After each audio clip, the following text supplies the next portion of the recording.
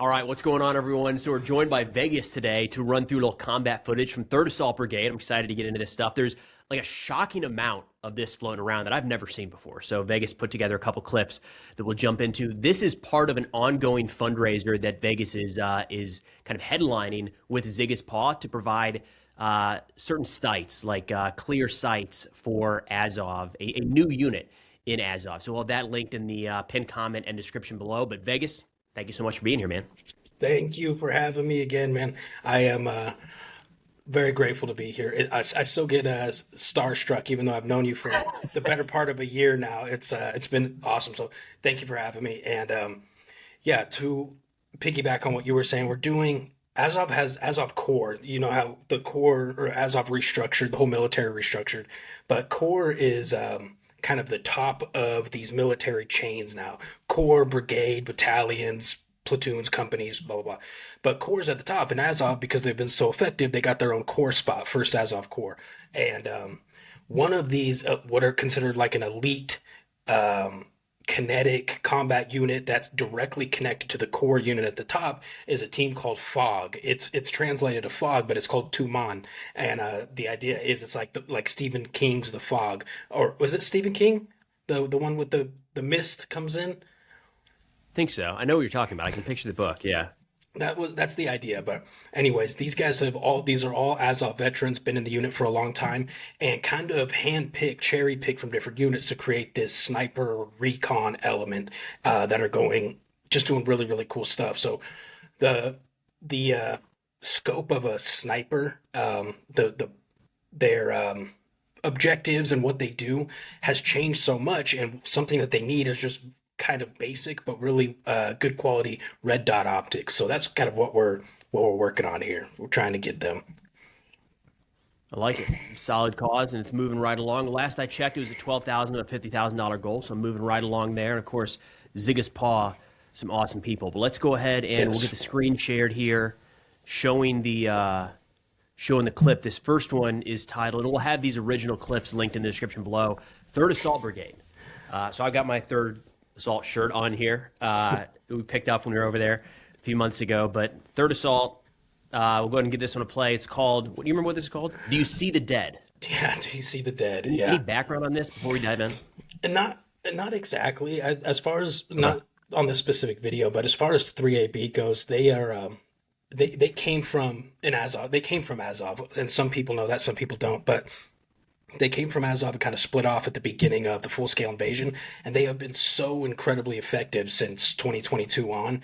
And I talk with these guys a lot, some of their command and some of their recruitment elements, and I'm able to see some of their facilities, and I believe maybe you saw their facilities, but they're massive. It's such a big organization. I had no idea, so it's really cool. These guys are badass. Yeah, they actually 3rd Assault was also the unit kind of highlighted in 2,000 meters to Andreevka as well, right? That's right, yeah. Yeah, that was killer.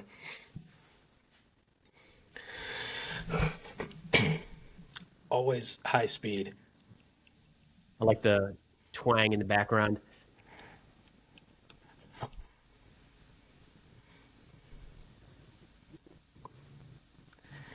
So just one of the many tree lines between these open fields that are just covered in fighting positions, right? Yeah, it's where 99% of the fight happens in Ukraine. These, what they call pasadkas. Pasadkas? Yep, tree lines.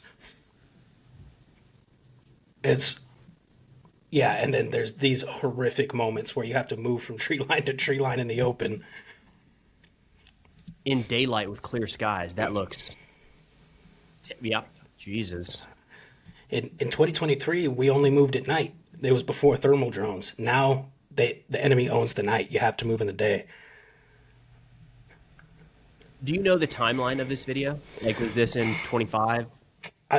It was 24, 25. I don't remember exactly. I thought it was 25. Okay.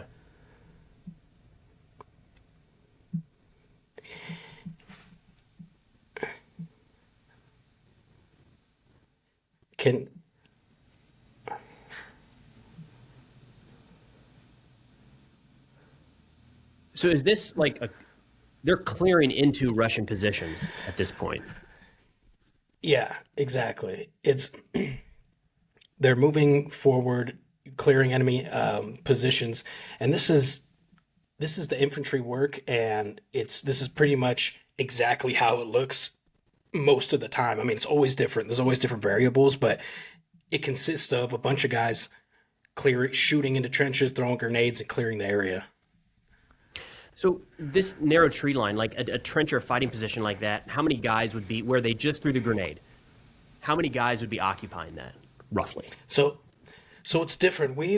And I want to preface this by saying I am but by no means an elite special ops warrior or anything like that. But I have had some experience in the infantry here in Ukraine and in a couple different units, and we did specifically this kind of work. So have a little bit of experience in this, and it always varies.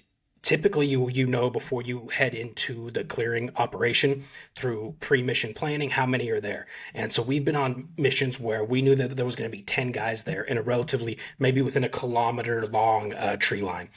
And then sometimes they'll put one or two guys in a kilometer long tree line. So it always depends. Sometimes it's a mop up and you're just basically eliminating the one or two guys there, or you're in a full-blown fight with a bunch of guys. Dude, 10 guys across a full kilometer is pretty spread out, though. Yeah. Like, I thought that was going to be on the low end of what you said. You would think, yeah. It's there's some places it's pretty interesting. There's some places that are much more condensed for whatever reason. The enemy thinks it's more valuable location, and then other places where it is just one or two guys. And sometimes there's nobody there, and by the time we get there, they've already retreated out, and so there's no fighting to take place. But now we've reclaimed that area.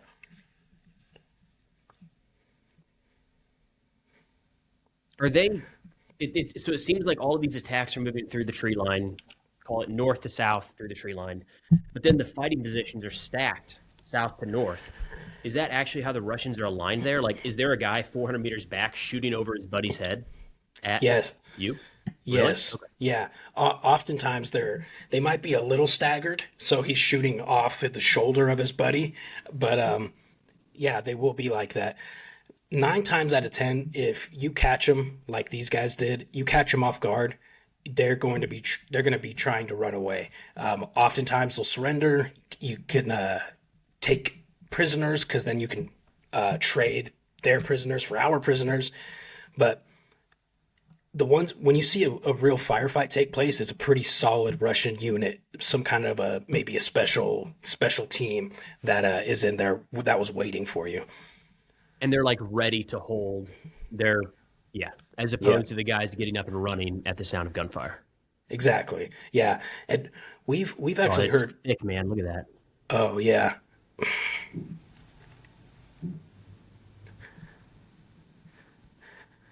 They call How it seems like friendly fire has just got to be a massive issue. I know you guys are rocking the different colors tape, but look at this. You can hardly see a guy that's just a few meters in front of you. Yeah, it's very very well. So I wouldn't say it's prevalent within. For example, I'll use Azov's International Battalion. That was my most recent unit. We never had that amongst our guys. Typically, what we would see is when we would run into a Ukrainian unit that we weren't aware that was in that position. That's when it gets really sketchy. But typically, you're close enough with your guys that you're within talking distance, screaming distance, and you're speaking the same language, which is a telltale. There's also, I mean, there's different ways to separate the battlefield, right? When you're doing the recon going in, if you can say the tree line to the north is Russian, the tree line to the south is Ukrainian, then you've kind of got that sorted out. Yeah, exactly. So, such a big deal is your landmarks and recognizing certain things from this view right here that you're going over in your pre-mission planning, and then recognizing that while you're on the ground and you realize, okay, that's red brick house, Ukrainian units are to the right of that. That's tall tree on the left, Russians are on the left of that. Is that cover there enough to take cover from enemy drones? It's oh gosh, that is such a good question. Yeah, you can hide from them in this terrain, but if they know you're there and they drop a grenade, it's going to hit you most likely somewhere. Okay. So in the short term, yes, but if they start bringing in bombers and such, that's Yeah. just a bad day. Okay. At that point, it's all about moving, moving.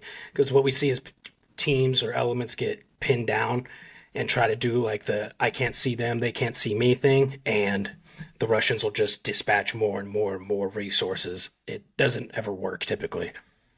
Vegas, these guys are sprinting through areas where you can't see anything. I know mines are a threat. Yeah. Is that something that they're just not thinking about right now? Like, or is it not as much of a threat as everything else? Because they're clearly not like doing a deliberate clearance for mines. Yeah. No, it's true. And a lot of ideally during your pre-mission planning, your friendly drone units will get really low and try to get into that tree line to check some of that stuff out for you. So you have a general idea when you're walking in, like, okay, our drone teams have seen no mines here. You're probably okay, but keep an eye out. Or they'll say, there's definitely mines here. Keep your eyes on the ground as well. Okay, so it's not necessarily like the mines are marked. It's just you're going into an area where a bunch of pedal mines have been dropped, or Yeah. we can't see any that are laying out there. Yeah, exactly. Golly, man. If you're lucky, they dropped them from a drone so you can see them. They haven't been buried, but there's so Yeah. many that they can bury, and you'll have no idea. Even if you're looking, your sapper, your point man is really well trained looking for mines. It's almost impossible to see some of these things. And I mean, that's even the ones that are deliberately placed, let alone the ones that have been sitting there for years now at this point, are duds, right? DPICM type duds that are no doubt just scattered across the country. Yeah, and casualties from that kind of ordnance that's just been there for a long time is very prevalent here because of the amount of back and forth with the front lines. There's the enemy puts mines, and then we push back and we put mines. So there's just constantly nobody can keep track of these things. The mine Is threat it some Russian fighting position they're in right now? Yeah, I believe they are now. They have taken the positions completely, and now they're reorging and first aid. Is that the type of thing where you would then occupy it and stage out of there? Or is there a risk because the Russians clearly know where that location is? Yeah, that's a great question. So it is typically the standard procedure that happens is if the assault is successful, you'll take the positions, you'll dig in for a while reinforcements, typically your TDF, your basic Ukrainian infantry units will come in and fill those positions. But when you initially take that position, the Russians are calling in mortars and artillery and dropper drones. So after you win the fight, then you got to dig in even harder to sustain that barrage until your reinforcements come in to relieve you, and then you can peel out with your guys. But it's something, man. I mean, you're moving across relatively open terrain, and then all of a sudden you've got a nice bunker. Like, of course you're going to go down in there. Yeah. Yeah, it's true. I mean, you learn a lot about micro terrain out here, and just very small little hills, or even this will absolutely save your life. Like a half trench there. Yeah. Oh.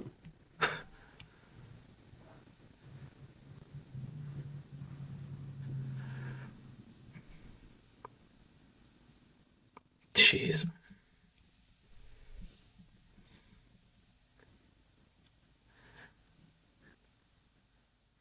It seems like a small element pushing forward. If I'd guess, squad size maybe. I'm hard pressed to say there's more than 10 people. Is that enough to be able to hold a position like this? Because then you've got to bring reinforcements up if you actually plan on holding this and moving forward, right? Yeah, it's difficult because moving in too big of a unit is just it becomes a high priority target for the enemy. It's not a matter of if the enemy is going to see you on your way there. It's a matter of if they're going to categorize you as a threat.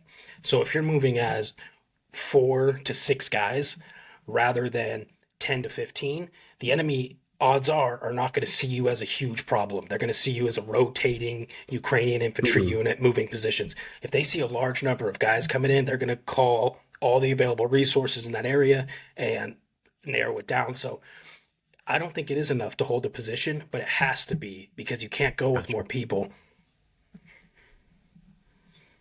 Is he looking inside a part of the trench, or is that out like a firing port? That is part of the trench. There's actually a Russian in there, and you'll see this a lot. Collapsed maybe, or Well, they'll have these bunkers like they have here, and then they'll dig in side walls that are just big enough to crawl in because they know the grenades are coming in. So they'll have these safety corridors they'll crawl into.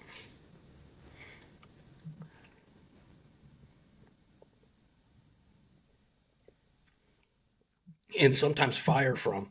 It's one of the last places you're looking when you're like, you first get into a foxhole and you're looking to clear. You're looking for a body, a silhouette. You're not looking for somebody's head laying on his back, sticking his rifle out the bottom. have you noticed in that situation, is it more often that the Russian surrenders, that they fight to the death? Is it a pretty even mix? Yeah, I think for my experience, because I've always been in a foreigner unit, English speaking unit, it's a little bit different, because what we've noticed more times than not, once the enemy hears there's English speakers outside of their bunker, they will end their own lives. End their own lives. Oh, wow. Yeah, they do it themselves. So before we even make entry, or before we can say, hey, surrender, come out, they handle it. I've seen that happen more times than I've seen them come out and surrender. I thought that's the direction you were going to go. How they were going to say they heard English or Yeah. whatever outside of the trench and decided that they would surrender. No, it's kind of the polar opposite of that. Yeah, for whatever reason, I'm not sure. I think there's this idea of foreign soldiers as just animals and maybe doing bad things to prisoners. I don't know, but they definitely don't want to be captured typically. Did you see there was a clip recently of a Russian soldier that got captured, and they said, who are you here to fight? And he said, NATO. And they said, oh, what, like the country of NATO? And he like went on a rant about how like they speak the NATO language in the country of NATO. And they're like, all right, okay, all right, move on. I did see that. Yeah, you could see the confusion with these people sometimes. Stuff. Well, that was cool, man. That's yeah, it's always interesting seeing these. We have so many clips, and so much of it's drone footage. It's always interesting getting down and kind of seeing the first person view there and how gnarly that is for these guys moving forward. So appreciate that, Vegas. Always really appreciate your insights here. It's like I said, I do my best. There's absolutely no right way to do these things. Something that I've shared with people multiple times is I think the best way to prepare for assaults like this is just being a well-rounded soldier.